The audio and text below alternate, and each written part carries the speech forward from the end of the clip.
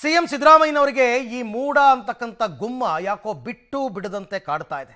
Tension ಮೇಲೆ tension ಶುರುವಾಗ್ತಾ ಇದೆ. ಕೋರ್ಟಿಂದ ಹೈಕೋರ್ಟ್ನಿಂದ order ಬಂದ ನಂತರದ ಬೆಳವಣಿಗೆಗಳು ನಿಜಕ್ಕೂ ಕೂಡ ಸಿದ್ದರಾಮಯ್ಯನವರಿಗೆ ವಿಪರೀತವಾದಂತಹ ಆತಂಕವನ್ನು ತಂದೊಡ್ಡಿದೆ. ಅಷ್ಟೇ ಅಲ್ಲ, ಇವತ್ತೇ FIR ದಾಖಲಾಗಬೇಕು ಅಂತ ಸ್ನೇಹಮಯಿ ಕೃಷ್ಣ ಆಗ್ರಹಿಸಿದ್ದಾರೆ.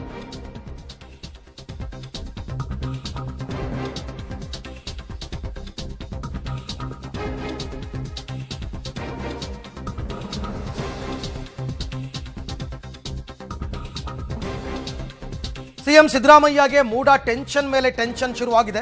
ಲೋಕಾಯುಕ್ತ ತನಿಖೆಗೆ ಜನಪ್ರತಿನಿಧಿಗಳ ಕೋರ್ಟ್ ನಿನ್ನೆಯಷ್ಟೇ ಆದೇಶ ಕೊಟ್ಟಿದೆ. ಇವತ್ತೇ FIR ದಾಖಲಾಗಬೇಕು ಅಂತ ದೂರುದಾರ ಸ್ನೇಹಮಯಿ ಕೃಷ್ಣ ಅವರು ಆಗ್ರಹಿಸಿದ್ದಾರೆ. ಅಷ್ಟೇ ಅಲ್ಲ, ಅವ್ರು ಹೇಳ್ತಾ ಇದ್ದಾರೆ, ಲೋಕಾಯುಕ್ತದಿಂದ ನಿಷ್ಪಕ್ಷಪಾತ ತನಿಖೆ ಆದೇಶ ಸಾಧ್ಯ ಇಲ್ಲ, ಹೀಗಾಗಿ CBI ಕೇಸ್ ಒಪ್ಪಿಸಬೇಕು ಅಂತ ಆದೇಶಿಸಬೇಕು.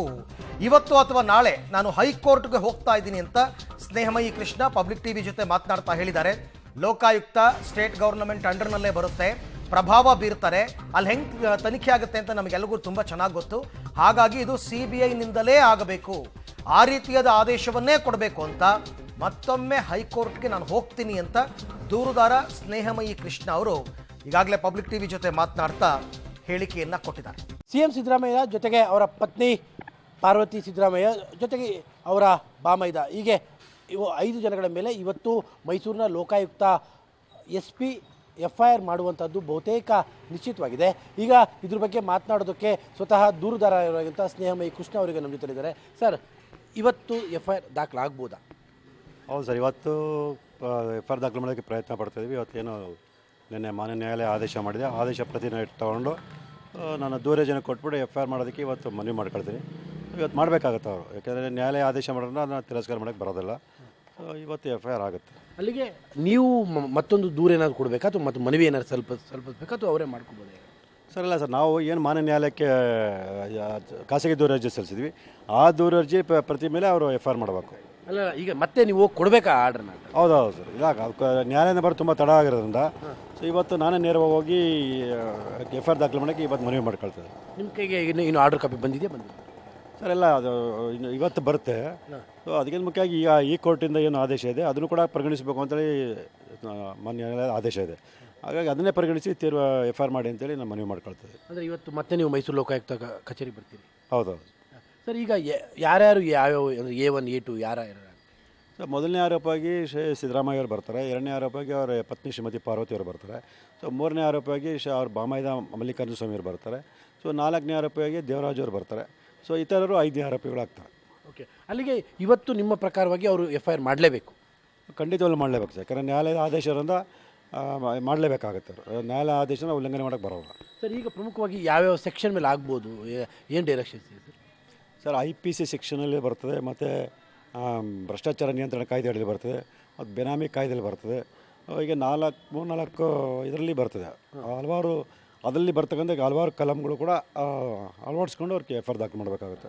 ಈ ಎಲ್ಲ ವಿಚಾರಕ್ಕೆ ಸಂಬಂಧಪಟ್ಟಂತೆ ಮತ್ತಷ್ಟು ಮಾಹಿತಿ ನನ್ನ ಕೊಲೀಗ್ KP ನಾಗರಾಜ್ ಅವರಿಂದ ಪಡ್ಕೊಳ್ಳೋಣ. KP, ಈ 3 ಜನ ದೂರುದಾರರು ಕೂಡ ಕೋರ್ಟ್ನ ಆದೇಶದಿಂದ ಮತ್ತಷ್ಟು ಆಕ್ಟಿವ್ ಆಗಿದ್ದಾರೆ ಅಂತಕ್ಕಂಥದ್ದು ಗೊತ್ತಾಗ್ತಾ ಇದೆ.